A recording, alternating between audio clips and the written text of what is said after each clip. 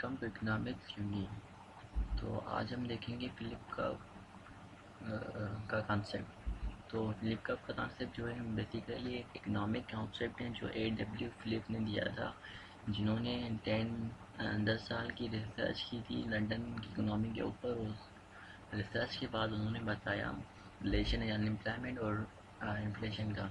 उन्होंने ये बताया कि अनएम्प्लॉयमेंट और इन्फ्लेशन का आपस में इन्वर्स या नेगेटिव रिलेशन होता है। इसका मतलब ये होता है कि अगर हमारी इकोनॉमी के अंदर इन्फ्लेशन बढ़ जाएगी तो हमारे पास अनएम्प्लॉयमेंट डिक्रीज़ होगी। अगर अनएम्प्लॉयमेंट इंक्रीज़ होगी तो हमारी इकोनॉमी के अंदर इन्फ्लेशन बढ़ जाएगी। तो ये थ्योरी बेसिकली ये बताती है जब हमारी इकोनॉमी के अंदर इकोनॉमिक ग्रोथ होती है तो हमारे पास इन्फ्लेशन बढ़ जाती है।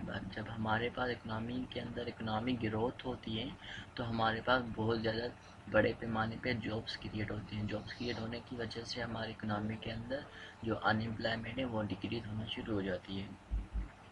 तो जो ये कॉन्सेप्ट था 1917 में जो वो फेल हो गया, वो फेल इसलिए हो गया क्योंकि वर्ल्ड इकोनॉमी के अंदर जो हमारी इन्फ्लेशन है और अनएम्प्लॉयमेंट है वो दोनों बहुत ही ज़्यादा तेज़ी से और एक साथ बढ़ रहे थे। वो कुछ फैक्टर थे जिनकी वजह से ये दोनों ऐसे बढ़ रहे थे, लेकिन ये जो इनका कॉन्सेप्ट है वो बिल्कुल सही था। उन्होंने ये बताया कि हमारे पास इकोनॉमी के अंदर इन्फ्लेशन और अनएम्प्लॉयमेंट का आपस में नेगेटिव रिलेशन, इन्वर्स रिलेशन होगा। अगर एक चीज़ इंक्रीज़ होगी तो दूसरी चीज़ को डिक्रीज होना ही पड़ेगा।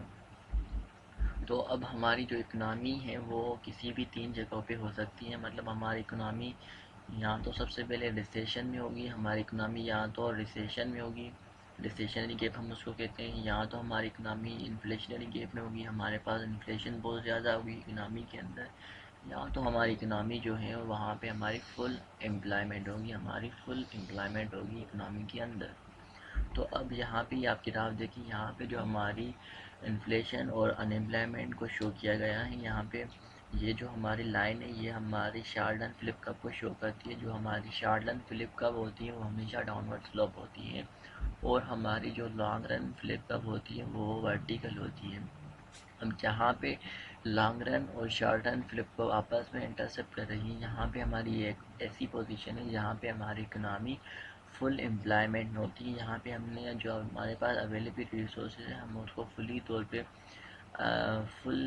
तौर पे यूटिलाइज़ करते हैं। फुल यूटिलाइज़ करने की वजह से क्या होता है, हमारी इकनॉमी के अंदर फुल एम्प्लॉयमेंट जनरेट होती है। यहाँ पे हमारे जो अनएम्प्लॉयमेंट होती है वो 5% होती है, जिसको हम नेचुरल अनएम्प्लॉयमेंट कहते हैं, और उसको एज अनएम्प्लॉयमेंट कंसिडर नहीं करते इकोनॉमी के अंदर।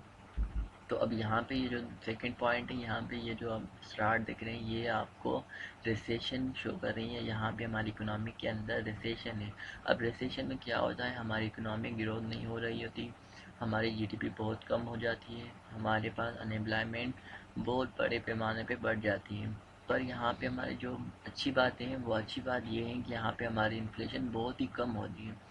इन्फ्लेशन कम होने की वजह से हमारे अनएम्प्लॉयमेंट बहुत ज़्यादा होती है। यहाँ पे आप देखें कि यहाँ पे क्लियरली शो हो गया, अगर हमारी इकोनॉमी रिसेशन में होगी तो हमारी अनएम्प्लॉयमेंट बहुत ज़्यादा बढ़ जाएगी, और अनएम्प्लॉयमेंट बहुत ज़्यादा बढ़ जाने की वजह से हमारे पास इन्फ्लेशन बहुत कम होगी। तो इसका ये मतलब है यहाँ पे इन दोनों का आपस में नेगेटिव रिलेशन है। तो अब यहाँ पे हमारी जो थर्ड पॉइंट है, यहाँ पे हमारी ये इन्फ्लेशन शो कर रही है। इकनॉमी के अंदर बहुत ज़्यादा इन्फ्लेशन है। इन्फ्लेशन कब आती है, जब हमारे पास इकनॉमी ग्रो करती है, हमारी इकनॉमिक ग्रोथ हो रही होती है, उसकी वजह से हमारी बहुत ज़्यादा इकनॉमी के अंदर बड़े पैमाने पे जॉब्स क्रिएट होती हैं। जॉब्स क्रिएट होने की वजह से हमारी इकनॉमी के अंदर अनएम्प्लॉयमेंट कम हो जाती है, और अनएम्प्लॉयमेंट कम होने की वजह से हमारे पास यहाँ पे आप यहाँ देखें तो हमारी इकनॉमी के अंदर बहुत ज़्यादा इन्फ्लेशन है।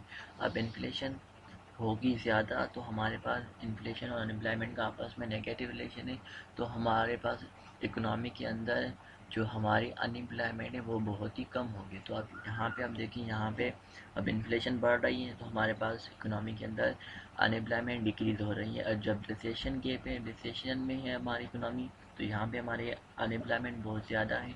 तो अनएम्प्लॉयमेंट ज़्यादा होने की वजह से हमारे पास इन्फ्लेशन बहुत कम है। तो यहाँ पे आप देखें तीनों पोजीशन में जो हमारी इन्फ्लेशन और अनएम्प्लॉयमेंट का आपस में जो रिलेशन है वो नेगेटिव रिलेशन है, इन्वर्स रिलेशन है। तो हमारी फिलिप कर्व यही बताती है, जो हमारी इकोनॉमी के अंदर इन्फ्लेशन और अनएम्प्लॉयमेंट एक वेरिएबल है, ये दोनों का आपस में नेगेटिव इन्वर्स रिलेशन होता है। तो इसी के साथ हमारी ये वीडियो ख़त्म हो गई। Thank you for watching.